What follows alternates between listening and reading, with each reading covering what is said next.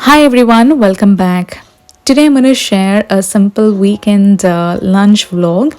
Before sharing what I prepared for the weekend lunch, I also thought of sharing some details on the biryani pots and the pressure cooker that I use for making biryanis and pulavs. A lot of you had inquired about that in my DMs and personal messages. I thought of sharing some details. I have two pots that is from a brand called JB Cookware, and this is a 22 centimeter pot in which you can make about half a kg of biryani.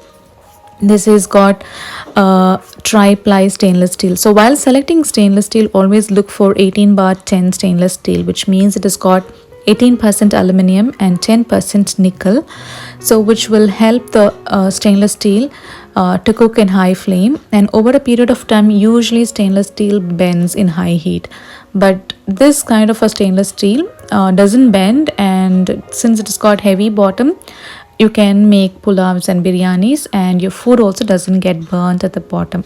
This is a 26 centimeter pot in which you can cook about 1 kg of biryani. This is a pressure cooker from Prestige, a 5-liter pressure cooker.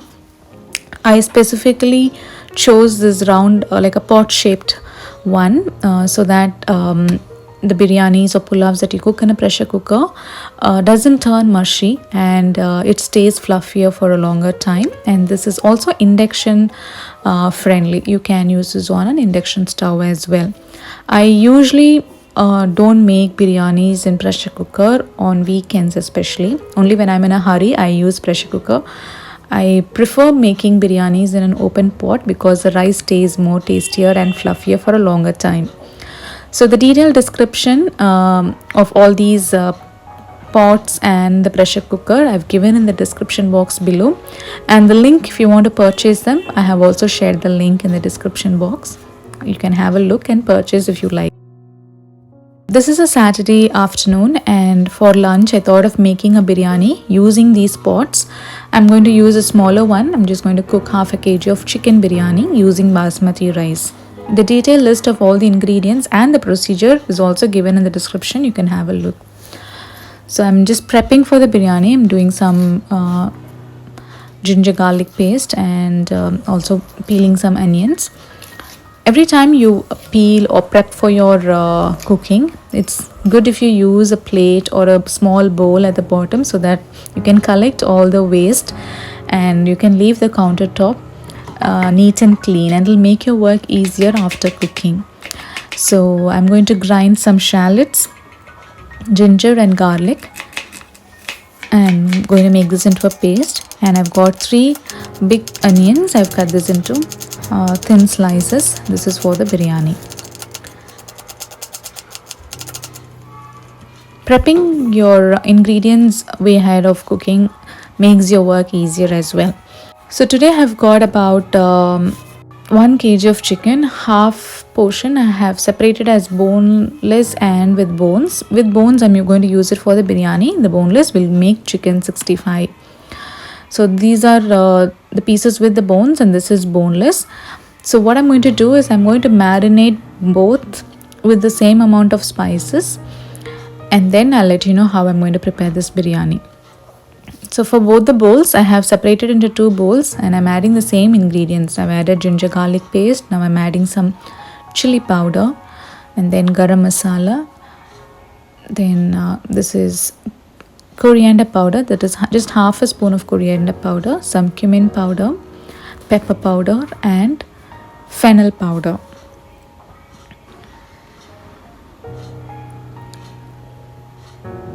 So why I'm adding the same ingredients is even for the biryani, I'm going to fry the chicken in the oil, and then I'm going to make the biryani. So that's why I have added the same ingredients on both. And the boneless, we can keep it and we'll deep fry this for the fried chicken, and the other chicken we can use it for the biryani. So mix everything well and let this marinate for about a minimum of half an hour. This will actually help the curd and salt and turmeric will help the chicken to tenderize, and we have also added spices, so the spices also will nicely get soaked. The chicken will nicely get soaked up in the spices as well. So let it soak for half an hour.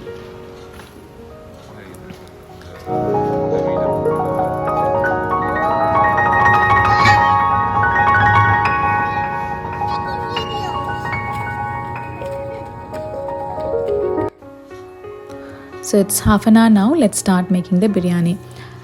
So I have taken the smaller pan. To that I'm adding about 4 to 5 spoons of groundnut oil. I'm not adding ghee today for today's biryani. So once the oil is nice and hot, add the biryani pieces that you marinated.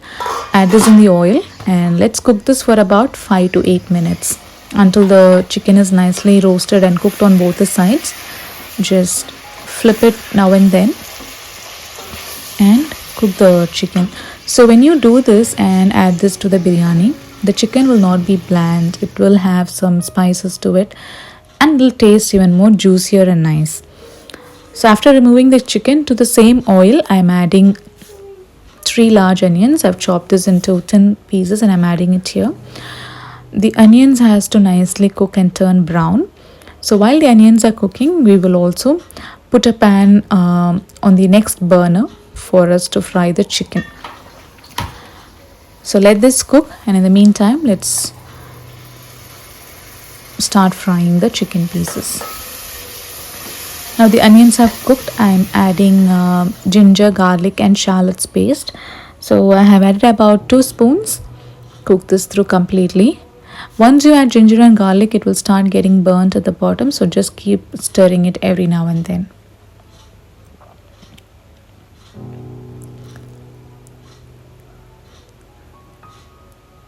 Next I'm adding coriander, mint and green chillies.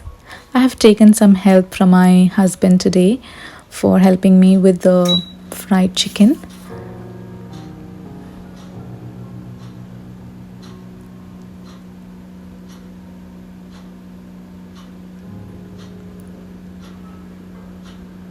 Once the mint coriander is cooked, we'll add the tomatoes. I'm just adding 2 large tomatoes here. This is for half a kg of rice and half a kg of chicken. This is a quantity. And then we're adding some garam masala and chili powder. If you have whole biryani masala, you can add 1 spoon of biryani masala directly to this. Just mix this well and then we'll add the fried chicken.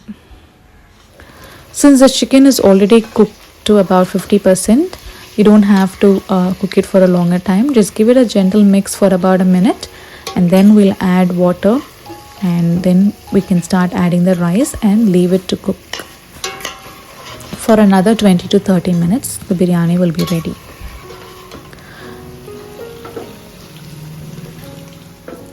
The chicken is also done. We can remove that and we'll add the second batch of chicken for frying. So before adding water and rice, I'm adding about 1/3 cup of curd as well.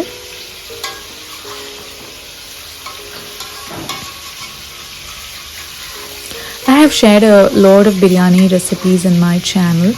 I will also share the description, the playlist for all the biryani recipes in the description box below. You can have a look. So every weekend you can plan and cook different varieties of biryani. I'm adding about 3.5 cups of water for 2 cups of rice.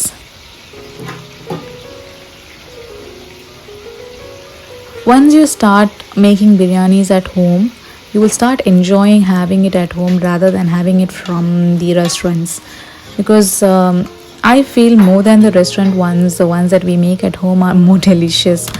So try and learn different varieties of biryani so that you can avoid spending lots of money and you can also have some healthy food prepared at home. So check for the salt. It should be a little saltier like seawater. And then we'll add the soaked basmati rice.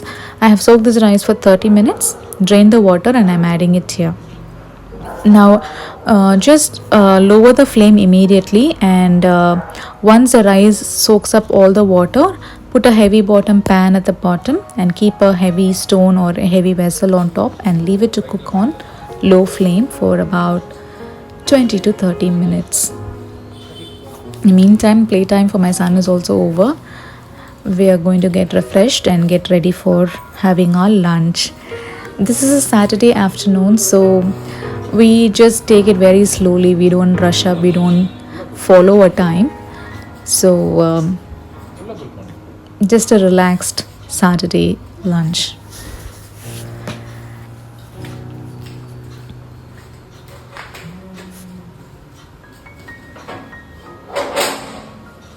So while it isn't done, I have also started cleaning the kitchen. Immediately, as soon as you finish cooking, if you clean the countertop immediately, it'll make it easier for you later on, because definitely once you're done with the cooking, once you finish your lunch, you will feel tired and you will not want to come into the kitchen to see the kitchen itself. So while the work is going on, simultaneously, if you clean the vessels and the countertop, it'll make it more easier and it'll save you a lot of time actually. So once we finished up with the cleaning, we can refresh and then start having our lunch. So now what happens, I have lowered the flame, and after 20 minutes I will turn off the flame as well and leave it undisturbed for another 20 minutes, and then the biryani will be ready. Now after about 30 to 40 minutes, if you check, the biryani is nice and fluffy, if you can see. So that's why I prefer making it in an open pot rather than in a pressure cooker. If it is a pressure cooker, you have to change it to another vessel immediately because it'll start turning mushy. So the lunch is ready. We have biryani, we have some chicken, chilli chicken, and some boiled egg along with some cucumber and onion raita. A simple lunch menu. Hope you like this. Please do like and subscribe to my channel. Thank you for watching.